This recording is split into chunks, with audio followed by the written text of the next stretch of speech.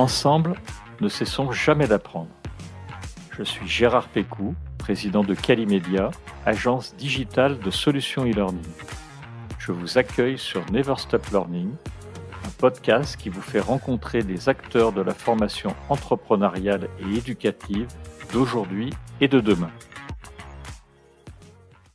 Bonjour, bienvenue à nos auditeurs pour ce nouvel épisode du podcast Never Stop Learning. J'accueille aujourd'hui Philippe Lacroix, qui est une référence du e-learning et de la formation digitale. C'est le cofondateur avec Philippe Gilles de Ildi, qui est un cabinet de conseil en stratégie de formation digitale. Philippe Lacroix est également co-auteur avec Nadia Medjad et Philippe Gilles du livre Neurolearning, les neurosciences au service de la formation, qui est édité par Erol. Bonjour Philippe. Bonjour Gérard, bonjour aux auditeurs. Alors, on va parler de ton parcours pour débuter ce podcast. Est-ce que tu peux parler brièvement de celui-ci? Qu'est-ce qui t'a amené à te plonger dans le monde de la formation digitale? Parce qu'au départ, j'ai vu ton parcours et tu n'étais pas forcément destiné à faire ce parcours-là, justement. Alors je vais essayer de résumer ça. Je voulais faire de la musique et je suis tombé dans la formation. J'ai commencé par faire des études d'informatique et je voulais faire de la musique avec Pierre Boulez. Et puis j'ai fait un stage à la fin de ma formation. J'ai fait un stage chez Segos. Et voilà, et je suis tombé dans la formation et j'en suis pas sorti depuis 30 ans. Je sais que tu as été manager chez Demos, c'était après le rachat, je crois. Exactement. En 2000, avec Philippe Gilles, on est parti de chez Segos et on a fait e-learning agency, une des premières startups françaises qui était dédiée à la conception et à la production de e-learning. Et puis quelques années plus tard, on a vendu e-learning agency à Demos en y restant. Et puis ensuite, on a créé Ildi, le cabinet de conseil. Tu peux nous en dire un peu plus sur Ildi ? Alors Ildi, on a 3 activités. La première, c'est de conseiller les entreprises et les organismes de formation qui cherchent à digitaliser leurs activités de formation et on intervient beaucoup plus au niveau stratégique qu'opérationnel. La deuxième activité, c'est qu'on fait, alors j'aime bien le dire au présent, mais même si l'année 2020 nous l'a mis en parenthèse, on fait des événements formation. On essaye de brasser les différents acteurs. On fait 4 événements qui s'appellent le Digital Learning Day, Neuro Learning Day, LearnInnov, EdTech Meeting. On essaye de faire intervenir des consultants, des experts qui viennent partager leur expérience. On fait des ateliers de pratique pour découvrir les innovations en formation. Puis la troisième activité, on édite une veille sous le nom Digital Learning Academy qui prend la forme d'un site web, de participation sur LinkedIn, de publication papier, de livres blancs, du Digital Learning Book.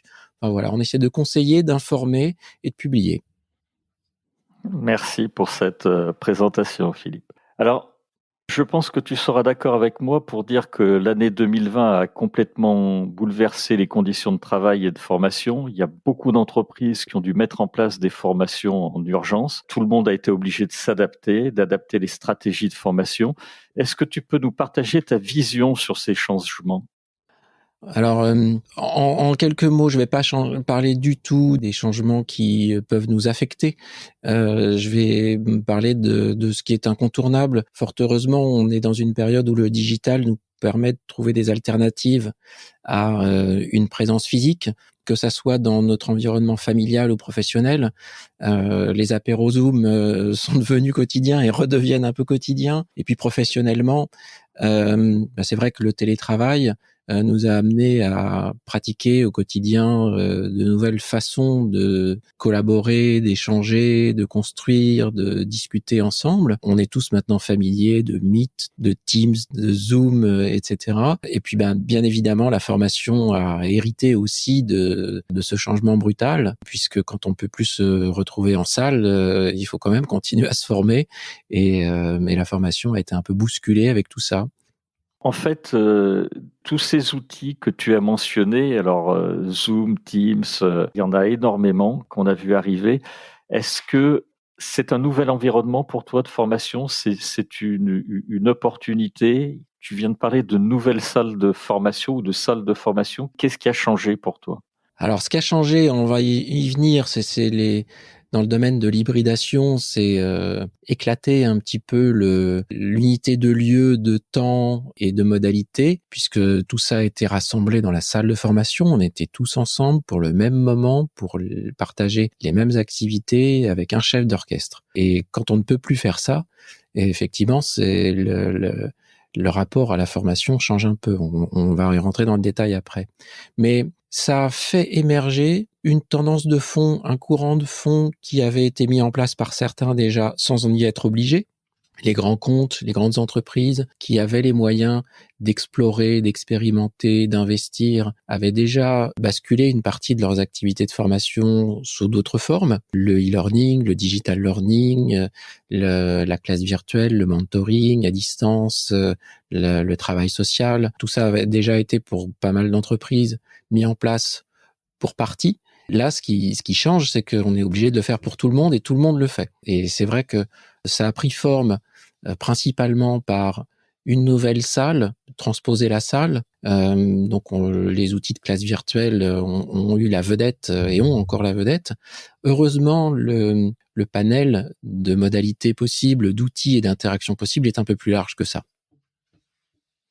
Alors, au niveau des outils que tu as mentionnés, il y avait Zoom, Teams, Google Meet. Effectivement, dans cette nouvelle période, on a fait avec les moyens du bord et on a dû s'adapter. Est-ce qu'on n'est pas limité avec ces outils? Dans un dernier podcast, en fait, je te parle de ça parce que on a évoqué avec un invité la pauvreté des parcours de formation avec des besoins pédagogiques qui ont toujours existé, mais qui sont encore peut-être un peu plus criants en ce moment, où on parle beaucoup de multimodalité pour améliorer le parcours de formation. Quel est ton avis là-dessus? Alors, moi, mon avis est que il faut pas confondre besoin et solution. C'est-à-dire que former, c'est quand même transmettre avec une transformation du savoir en savoir opérationnel. Un expert, formateur, il a pour lui le savoir et sa pédagogie, et il doit combiner les deux pour faire en sorte que ce qu'il sait et ce qu'il sait faire deviennent quelque chose de approprié et opérationnel chez les personnes qu'il doit former. Et pour ça, il utilise des véhicules qui peuvent être la salle de formation, et pour transporter ce savoir et ce savoir-faire, on peut avoir d'autres véhicules. Mais il ne faut pas perdre de vue que ce qu'on veut, c'est que ce que je sais, ce que je sais faire en tant que formateur expert, doit devenir un savoir et un savoir-faire chez la personne à qui je veux transmettre. Et ma représentation de mon savoir et ma façon de faire m'est personnelle. Il faut donc en avoir conscience que la représentation de ce savoir et la façon de faire sera différente pour la personne que je veux former. Et ça amène à ne plus considérer que l'activité de formation, c'est formaliser du savoir, parce que sinon il est unique et il est identique à tout le monde, mais c'est bien faire comprendre les notions et faire se les approprier et les rendre opérationnelles. Ça veut dire qu'il ne faut plus partir du contenu qu'on veut transmettre, mais de ce à quoi ça sert, et de faire en sorte que la personne qu'on veut former se l'approprie. Et pour se l'approprier, il faut pas simplement écouter, regarder, lire, observer. Il faut faire des choses. Et après cette petite introduction un peu longue, je veux dire que la modalité n'est qu'un moyen de faire des choses. Et donc, si je veux résumer, la grande différence, c'est ce n'est plus en tant que formateur, ce que je dois dire, c'est ce que je dois faire à l'apprenant. Et c'est en me posant la question de ce que je veux lui faire faire que on découle les modalités qu'on doit utiliser. Et ces modalités, donc, pour toi, c'est la multimodalité. Ça peut être du présentiel, du e-learning, du mobile learning, du social learning, Là, éventuellement de la VR, de la vidéo. Le terrain de jeu est énorme. On a la chance. On a la chance d'être à un moment où on a des jouets qui sont plus tentants que les uns que les autres, et en plus maintenant pas forcément réservés à une élite qui aurait une maîtrise technique ou un budget infini. Tout ça est très accessible, que ça soit dans la façon de le mettre en œuvre ou de l'utiliser, que ça soit dans l'acquisition ou la maîtrise, la VR, que ça soit réalité augmentée, réalité virtuelle, les univers à 360 degrés, faire de la vidéo pédagogique. faire du mobile learning, faire du social learning, faire des MOOC, tout ça avec un tout petit peu de curiosité et quelques heures investies, curiosité et un petit peu de savoir-faire de recherche sur Google pour ne pas se perdre dans toutes les offres et choisir les bonnes rapidement et les expérimenter, mais avec un minimum d'investissement, on arrive aujourd'hui à faire des choses incroyables. Et c'est vrai que la multimodalité est un des éléments qui fait la réussite du digital learning, c'est chaque modalité étant différente et chaque personne se formant ayant des sensibilités différentes, si on varie les modalités, on a plus de chances de tomber sur des modalités qui plaisent à certaines personnes. Pas toujours les mêmes, mais au moins la variété va donner cette possibilité d'être en adéquation avec les sensibilités de différentes personnes. Et puis surtout, comme on est en général, même si on est dans une formation avec des interactions sociales, on est quand même majoritairement un petit peu tout seul devant son écran, changer de modalité évite de tomber dans de la lassitude, dans du répétitif. Donc voilà, l'intérêt de la multimodalité, c'est aujourd'hui, on a des jouets qui sont incroyables. Et puis, cette diversité se fait un enrichissement qui est très intéressant pour l'apprenant. Je suis vraiment d'accord. On va parler, tu as introduit le sujet tout à l'heure, d'hybridation de la formation, parce que cette notion d'hybridation, elle est vraiment très intéressante. Comment tu l'appliques aux différentes dimensions de la formation? On va commencer par le premier, l'espace, les lieux. Je vais raisonner en comparaison. Un espace de formation, l'espace de formation privilégié jusqu'à quelque temps était la salle. Et elle regroupait effectivement, elle permettait d'avoir une unité de temps et de lieu. Mais on va pour l'instant se concentrer sur le lieu. C'est-à-dire qu'on réunissait toutes les personnes qu'on veut former au même endroit. Quand on ne peut plus se retrouver dans la salle, eh bien, on va les retrouver un peu ailleurs. Et si on était en salle pendant 3 jours, tout le monde a bien compris que c'était pas la peine, que c'était inhumain de demander à être pendant 3 jours devant son écran, devant un Zoom ou un Teams. Donc, il va falloir, en hybridant les lieux, abandonner la salle de formation, avoir une version digitale de la formation, mais pas que. Il va falloir trouver d'autres espaces de formation. Ça peut être des plateformes de e-learning en auto-formation, ça peut être des espaces d'échange social, que ça soit un chat, un forum, un groupe WhatsApp, etc. On va avoir d'autres espaces pendant lesquels on va échanger, on va se former. Ça peut être des moments où on se retrouve virtuellement ensemble, comme quand on a pu expérimenter les salons virtuels. La Val virtuelle permettait de se retrouver tous ensemble dans un lieu digital. Voilà, hybrider les lieux, c'est passer d'un lieu unique à des lieux multiples et qui vont engendrer la deuxième dimension de l'hybridation, c'est l'hybridation du temps. Mais le premier, c'est que vraiment on passe d'un lieu unique à plusieurs lieux. Et j'insiste bien sur plusieurs lieux parce que je ne vais pas critiquer ceux qui ont fait du mieux qu'ils pouvaient en substituant la salle exclusivement par la classe virtuelle, mais il faut trouver d'autres espaces qu'on a cités, hein, les plateformes, les espaces sociaux, les espaces virtuels, etc. Là aussi, je suis en phase avec toi. Tu as lancé le mot, tu parlais également d'hybridation du temps. Tu peux nous en dire un peu plus? Oui, alors là, on pourrait dire beaucoup, mais on va essayer de se restreindre. C'est un peu frustrant, mais j'imagine Ouais, je sais, ouais. pour nos auditeurs, après, on Le va devenir lassant. Donc. Non, en fait, je suis désolé, effectivement, le format du podcast fait 30 à 40 minutes Voilà. et j'essaye de le tenir. Donc, c'est frustrant, oui, je sais. Donc, à partir du moment où on passe d'un lieu unique à des lieux multiples et des lieux où on n'est pas tous en même temps, ensemble, eh bien forcément, on va hybrider aussi le temps. C'est-à-dire qu'on va passer d'un espace-temps commun à toutes les personnes qui pouvaient se retrouver en salle à des espaces et des temps. Et chaque temps est principalement individuel. Alors c'est une très bonne nouvelle. Ça veut dire que en période d'isolement social où on est un peu obligé de rester chez soi, au moins on a les libertés d'organiser son temps dans la journée un peu comme on veut. Et en formation, quand on met en place des modalités de substitution, des modalités digitales, des modalités hybrides, eh bien les espaces qui sont mis à notre disposition pour se former nous permettent de choisir le temps dans lequel on va se former. Alors si je suis en e-learning, en auto-formation, effectivement, je peux choisir le moment où je me forme. La seule chose, c'est qu'à un moment donné, il faut que je sois un peu raccord avec le groupe et avec le calendrier de formation qu'on m'a assigné. Quand je suis sur des espaces sociaux, un peu comme j'aime bien choisir cet exemple de groupe WhatsApp parce qu'on n'y pense pas souvent, mais les groupes WhatsApp, pour les avoir expérimentés, ça marche très bien en formation. Mais c'est asynchrone.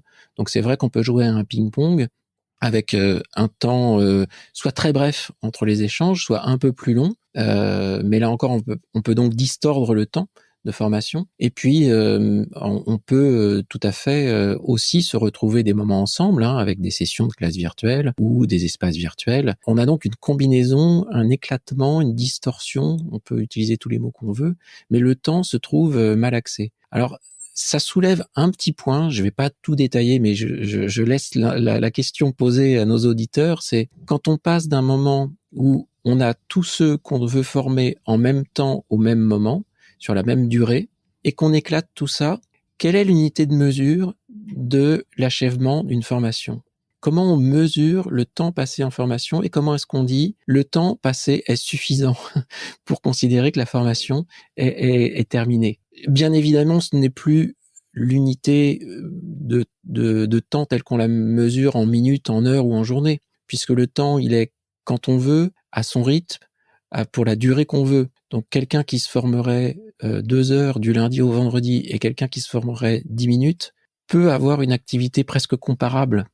Alors que en métrique traditionnelle, ça n'a plus de sens. Mais en digital learning, si. Il faut abandonner la notion de temps comme unité de mesure, mais plutôt l'avancement, la complétion, la réussite comme unité d'avancement dans la formation.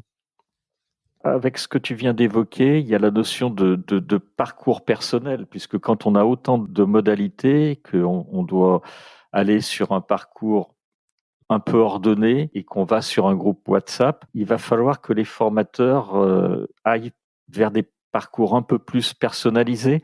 Pour toi, ça équivaut à faire une part d'adaptive learning ? Oui, et ce coup-ci, l'adaptive learning n'est pas forcément ce qui est préconisé par une machine, par une intelligence artificielle, mais l'adaptation personnelle. J'adapte mon temps, mon intensité d'énergie. C'est toi qui adaptes. C'est moi qui adapte et je choisis l'ordre dans lequel je fais les choses parce que j'ai cette liberté-là. Je choisis le moment pendant lequel je me forme et je choisis aussi l'intensité que je mets à la formation. C'est-à-dire, je peux faire un exercice en étant extrêmement concentré parce que j'ai compris que cet exercice était important dans mon apprentissage et qui va me poser une difficulté dont j'y consacre l'énergie et le temps qu'il faut. Par contre, pour une autre personne, cet exercice me semble un peu éloigné de mes préoccupations ou très facile, et donc je vais y consacrer un peu moins d'énergie, un peu moins de temps. C'est très personnel, donc adaptatif. Et puis bien évidemment avec une supervision, une surveillance de tuteurs, de formateurs, de mentors, qui vont me dire non là, Philippe, tu devrais refaire un peu ce truc, ou y repasser un petit peu de temps, ou essayer de réussir quand même, ça serait pas mal. Mais au départ, c'est moi qui me suis adapté à ce que je voulais faire. Alors ça veut dire que pour les responsables formation ou les responsables d'organismes de formation, il faut lâcher prise, je vais revenir sur les métriques, il faut lâcher prise sur le contrôle total qu'on pouvait avoir précédemment en formation, c'est-à-dire un groupe de 12 personnes qui rentrent dans une salle le lundi, qui en ressort le mercredi soir, c'est très facile à contrôler, on maîtrise ce qui s'est passé. Quand on a un groupe de 200 personnes qui se forment sur des outils différents au moment qu'ils veulent, quand ils le veulent, dans l'ordre où ils le veulent, avec les réussites qu'ils décident eux-mêmes, la maîtrise, elle est beaucoup plus difficile. Elle est voire même impossible. Donc il faut lâcher prise sur l'envie de tout contrôler. Par contre, il faut se donner rendez-vous à certains moments dans la formation et surtout à la fin, en se disant, il faut que, à la fin des 15 jours, vous ayez au moins réussi 2 des 3 premiers modules. Il faut qu'à la fin du mois, vous ayez 80% des contenus qui aient été vus et une moyenne de réussite de 2 quiz sur 3 avec une note finale de... Vous voyez, c'est très différent de je veux que tu restes là pendant 2 jours avec tout le monde pour suivre le même programme. Et ça, c'est assez difficile parce que, et je vais pas rentrer dans ce détail-là, derrière la pédagogie et l'observation et la maîtrise de la pédagogie, il y a une maîtrise administrative. des process, des tableaux de bord à remplir. Et c'est plus ça qui doit être ajusté que de donner de la liberté aux apprenants. Cette liberté, en fait, tu la jalonnes de mise en place d'objectifs et comment tu vérifies l'acquisition des connaissances? C'est grâce à ce que tu viens de dire au quiz dont le parcours, finalement, ce nouveau parcours est jalonné. Tu gardes quand même cette notion de vérification, Oui. d'acquisition des connaissances. Alors l'acquisition des connaissances, le contrôle de l'acquisition des connaissances, pour moi, il a 2 objectifs. Le premier, il est pour l'apprenant lui-même. Est-ce que le temps et l'effort que j'ai consacré à me former m'est bénéfique? On a une petite idée en général, mais c'est mieux quand une machine le confirme, qu'effectivement on a compris, qu'on a assimilé et qu'on sait transposer dans quelques exercices qui nous ont été proposés.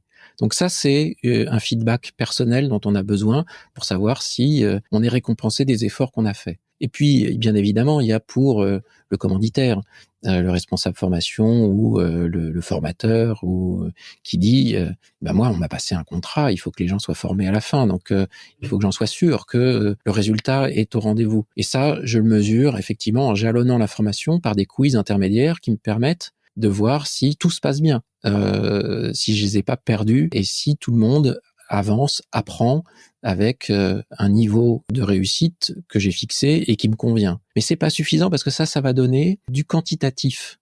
Ça ne va donner que des chiffres. Et on sait très bien, quand on a formé en salle, la réussite des apprenants, elle est différente pour chacun parce qu'on on a pu observer où étaient leurs difficultés, où était leur niveau de départ et où ils sont arrivés en niveau à la fin de la formation.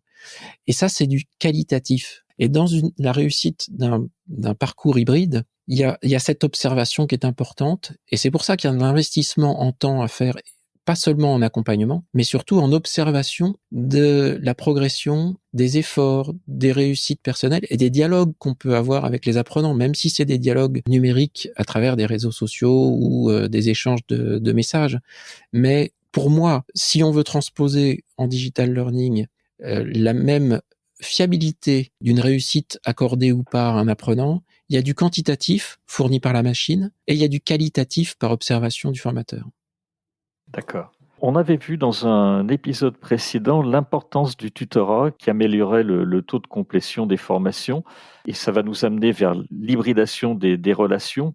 Quel est ton avis par rapport à ça? Je dis ça parce que tu parles d'autonomisation et j'ai l'impression que pour toi, il vaut mieux un apprenant autonome que tutoré.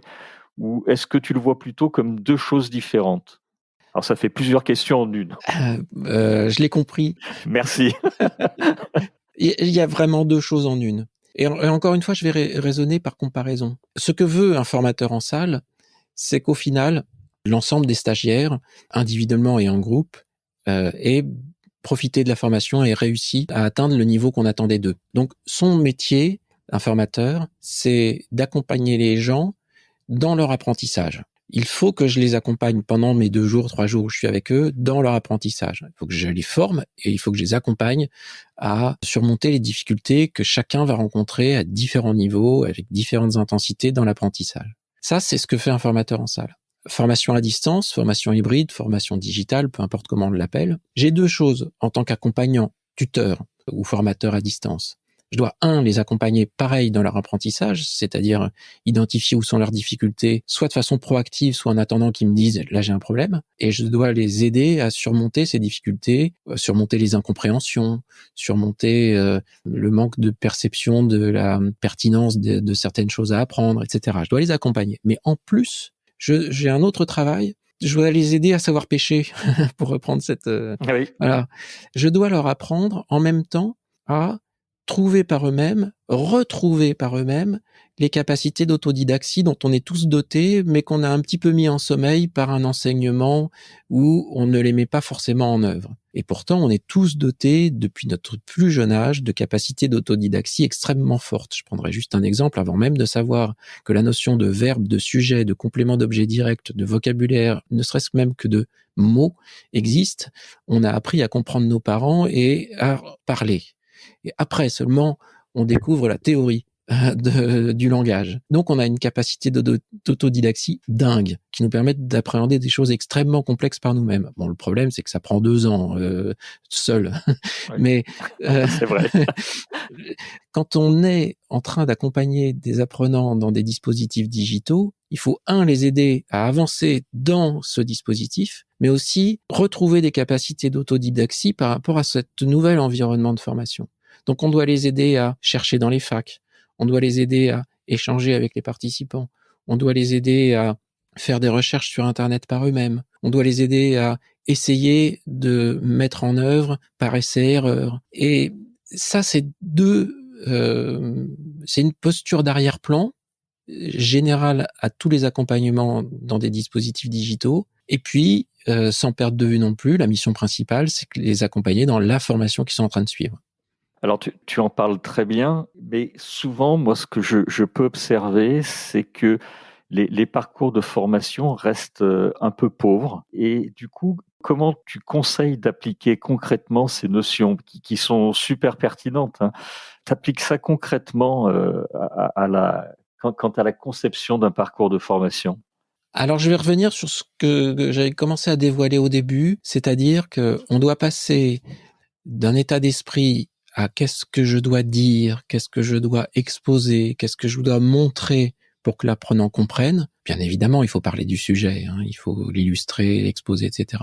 Mais il faut dépasser ça, et souvent on ne le dépasse pas, c'est-à-dire que on reste dans la formulation, dans l'exposé, qui peut être très compréhensible, très limpide, etc. Mais ça ne restera que exposer du savoir. Et il faut réfléchir à qu'est-ce que je fais faire à l'apprenant pour qu'il comprenne? Qu'est-ce que je lui fais faire pour qu'il s'approprie? Qu'est-ce que je lui fais faire pour qu'il mette en œuvre? Qu'est-ce que je lui fais faire pour qu'il réfléchisse? Qu'est-ce que je fais faire pour qu'il se fasse une représentation mentale personnelle du savoir? Et c'est en réfléchissant comme ça à la mise en action de l'apprenant pour apprendre, plutôt que partir du contenu qu'on expose aussi brillamment qu'on veut, aussi simplement et efficacement possible. La formation, c'est l'art de vulgariser un savoir, mais c'est aussi comment je mets en mouvement l'apprenant pour qu'il s'approprie. Et là, je suis très axé sur l'appropriation parce que c'est ça qui fait que je repars avec le savoir. Il fait partie de moi maintenant. Et maintenant, quand je serai confronté à des situations où je dois m'appuyer sur ce savoir pour faire quelque chose, eh bien, j'ai déjà été entraîné à ça. Parce que je n'ai pas juste le savoir, je l'ai acquis en faisant des choses. Donc, je peux beaucoup plus facilement me remettre en situation d'action. Et ça change tout quand on part comme ça. Et c'est en ça que je dis une formation hybride, ce n'est pas de la multimodalité, c'est de la pédagogie hybride. Il y a à la fois de l'exposé et à la fois de la mise en action. Alors ça veut dire qu'il faut un peu plus de compétences. On imagine bien que quand on parle de digital, il faut des compétences techniques dans des outils, dans de la veille. Faut savoir collaborer à distance. Faut s'appliquer à soi-même ce qu'on veut que les apprenants sachent faire, etc. Il y a une dimension pédagogique à éclairer. Parce que ça serait faux de dire que les formateurs sur qui on tape beaucoup en ce moment ont une pédagogie limitée. Très souvent, elle est effectivement intuitive, mais elle est riche. Donc, il faut leur demander de savoir la transposer dans des modalités différentes, cette pédagogie active. On a tendance à dire que c'est toujours une pédagogie très descendante. C'est faux. Les formateurs savent très bien mettre en action les apprenants en salle, sauf qu'ils sont un peu démunis quand on leur donne des outils digitaux pour transposer ça. C'est vrai. Mais ils savent bien le faire, mais il faut les accompagner dans une conception active avec des outils digitaux. Puis par contre, il va falloir qu'on fasse faire des choses aux autres, parce qu'il y a des outils qui sont hors de portée, non pas en compétences, mais en temps à investir pour des gens qui les maîtrisent pas. Donc il faut déléguer à des gens qui savent mieux faire que moi du graphisme, de l'interactivité, etc. Donc il va falloir travailler à plusieurs, travailler en équipe. Et ça, c'est peut-être une difficulté aussi auxquelles ne sont pas forcément confrontés les formateurs ou les concepteurs de formation traditionnelle. Et puis, il y a la dernière, celle qui est la plus délicate, parce que ça fait presque partie du talent, c'est pas forcément des choses qu'on peut apprendre facilement. C'est ce que j'appelle la littératie multimodale. Être capable de raconter une histoire qui a une continuité, une homogénéité, une harmonie avec des médias différents. Avoir une même approche littéraire, je vais dire, pour traiter un contenu sous forme d'un texte, d'un exercice ou d'une vidéo pédagogique, c'est pas très simple. Pour l'apprenant, lui, par contre, la formation, elle fait un tout. Donc, elle doit être cohérente. Elle doit avoir une continuité. Donc, c'est ces 4 domaines sur lesquels, pour passer à l'action, il faut un peu creuser les compétences techniques, pédagogiques, organisationnelles et littéraires. C'est vrai que c'est compliqué pour un formateur, puisque on passe finalement d'un formateur qui devait rédiger, animer, présenter des contenus, écrire ses contenus. Et aujourd'hui, on lui demande en plus, avec le digital, de mettre en place et d'animer un vrai dispositif avec des ressources dont on a abondamment parlé. Et c'est pas si simple de passer de l'un à l'autre. Non, parce que en plus, on lui demande de se déposséder de ce qui faisait sa valeur. On lui demande de mettre en boîte son savoir, et puis on lui demande de disparaître et d'être, par contre, toujours un C'est petit ça. peu là quand on a besoin de lui. Donc ça, c'est pas facile. Mais la question peut se régler. Je vais pas dire facilement, mais c'est de discuter avec lui d'où se trouve sa valeur. Et quand on discute avec le formateur, lui dit ta valeur, c'est quand même ta capacité à mener un groupe, à réexpliquer, à reformuler. Donc ça, c'est et pas être présent dans une salle avec tes PowerPoint. Si je te prends tes PowerPoint et que t'es plus dans la salle, ta valeur, elle disparaît pas. Bien sûr, le gagne-pain peut disparaître temporairement. Il va falloir être capable d'agir autrement pour retrouver une activité en formateur. Mais agir différemment, ça veut dire, je peux tout à fait concevoir des contenus de formation, je peux tout à fait accompagner à distance des apprenants, je peux tout à fait continuer à faire 1 heure ou 2 heures de classe virtuelle de temps en temps, parce que incarner la formation, c'est très important. Même si on est incarné juste avec sa tête dans une classe virtuelle plutôt qu'avec l'ensemble de son corps, on incarne quand même la formation. Oui. Donc réfléchir avec le formateur d'où est sa valeur permet d'adoucir un peu la frustration d'être dépossédé de son contenu et de disparaître. Ça, je suis d'accord, et je pense que tes propos vont rassurer tous les formateurs, parce que ça fait un certain nombre de temps qu'on dit qu'ils vont disparaître avec le digital learning, la formation digitale. On les a jamais vus disparaître, et en ce moment, je crois qu'on a encore vraiment, vraiment, vraiment besoin d'eux. Donc, il y a de beaux jours pour la formation avec l'appropriation de tous ces nouveaux territoires dont tu nous as parlé.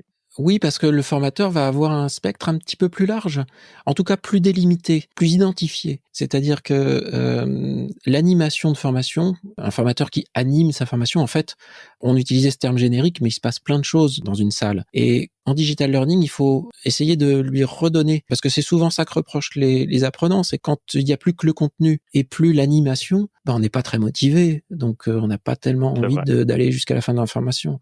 Donc si on se pose la question de qu'est-ce qu'apporte un formateur en salle, et ce n'est pas que la transmission, et qu'on réintègre ça dans un dispositif digital, c'est important. Et donc j'y viens sur pour moi, il y a 4 dimensions dans l'animation d'un formateur. La première, c'est effectivement, c'est transmissive, c'est fournir le savoir, et un formateur peut aider à transmettre le savoir en le capitalisant, en le formalisant ou en le reformulant pendant les classes virtuelles. La deuxième, c'est proactive, c'est-à-dire anticiper les décrochages, observer les difficultés, contacter l'apprenant, le solliciter, l'encourager avant même que ça soit trop tard. La troisième, c'est formative, c'est pas tout à fait transmissive, c'est formatif, c'est aider à comprendre, reformuler, interroger l'apprenant pour qu'il ait un rapport différent avec ce qui lui posait une difficulté et se mettre à raisonner différemment pour comprendre ce qui lui posait problème. Et puis évaluatif, c'est ce que je disais, c'est le formateur, il faut qu'il observe. Et malheureusement, dans les plateformes aujourd'hui, c'est quasiment inexistant. Et pour autant, je trouve que c'est très important d'avoir, en plus des notes et des indicateurs numériques que donnent les plateformes, les datas collectées par les plateformes, Oui. il faut y ajouter du qualitatif. Oui, il a fait des efforts. Oui, je peux attester qu'il a effectivement compris l'essentiel. Il n'est pas tout à fait capable de le restituer dans un quiz, mais pour avoir discuté avec lui, je trouve que oui, il a compris, même si la note le met pas. Par exemple, on peut tout à fait proposer à un formateur de rétablir une note. Si un apprenant, on avait fixé à 70% le seuil de réussite et qu'il a eu 65, le formateur, il pourrait tout à fait dire non, le 65 est justifié, voire même il est un petit peu exagéré, moi j'aurais mis plutôt 50, ou non, le 65 est pas du tout justifié au vu des échanges qu'on a eu ensemble, la réussite elle est là. Voilà, ça c'est important pour un formateur d'avoir cette place-là dans un dispositif. Tout à fait. Alors, on arrive à la conclusion de ce podcast. J'aime bien demander à nos invités s'ils ont un livre à conseiller. Alors, je mettrai celui que tu as coécrit, Neurolearning, à la fin de ce podcast. Est-ce que tu as un livre en ce moment qui t'a particulièrement intéressé sur la formation digitale ou autre chose? J'ai retrouvé dans ma bibliothèque dernièrement et je l'ai relu avec plaisir. C'est pas un livre récent, mais il est revenu dans mon actualité, donc c'est pour ça que je vais le citer. C'est Convaincre en 2 coups de crayon de Dan Roam. Pour moi, la formation, c'est être capable de faire comprendre quelque chose à quelqu'un qui ne connaît rien au sujet. Et donc, quand il connaît rien au sujet, le vocabulaire est le premier des freins à la compréhension. Et ce livre, Convaincre en 2 coups de crayon, c'est la pensée visuelle. Comment je représente une idée, un concept, avec 2 coups de crayon. Et son livre explique comment, quand on ne sait pas dessiner, quand on n'a que un crayon noir, un crayon rouge, on peut représenter toutes les idées possibles. C'est une vraie technique, c'est une vraie méthodologie. Et je trouve que quand on est dans la formation digitale, où on doit essayer sous une forme la plus universelle possible, la plus simple possible, transmettre des idées, avoir cette gymnastique intellectuelle de pouvoir s'affranchir du vocabulaire, d'avoir quelque chose de simple, limpide, évident à exposer pour faire comprendre et s'appuyer sur cette progression dans la compréhension jusqu'à une idée complexe, par exemple. Avoir cette gymnastique de comment est-ce que je peux exprimer le plus simplement possible quelque chose de compliqué. C'est la pensée visuelle peut aider à ça. Voilà, pour ça que je remettais ce livre en avant. Merci Philippe. Je te remercie très sincèrement pour être venu dans ce podcast Never Stop Learning, de nous avoir parlé d'hybridation. Je voulais remercier également nos auditeurs de nous avoir accompagnés jusqu'à la fin de ce podcast. Et puis, très bientôt pour un nouvel épisode donc, de Never Stop Learning. Et encore une fois, un très grand merci, Philippe, pour ta venue dans ce podcast. Eh ben, merci à toi et merci aux auditeurs d'être restés jusque-là parce que j'étais un peu bavard. Non, c'était très bien. Merci, Philippe. Merci.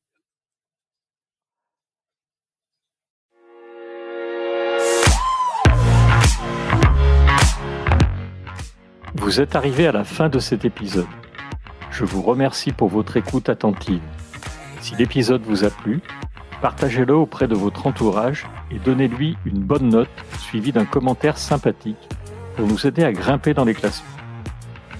Je suis Gérard Pécou, président de Calimedia. Si vous cherchez une solution e-learning, rendez-vous sur calimedia.fr. Notre équipe vous accompagnera avec un très grand plaisir. Nous nous retrouverons dans le prochain épisode de Never Stop Learning pour qu'ensemble, nous ne cessions jamais d'apprendre.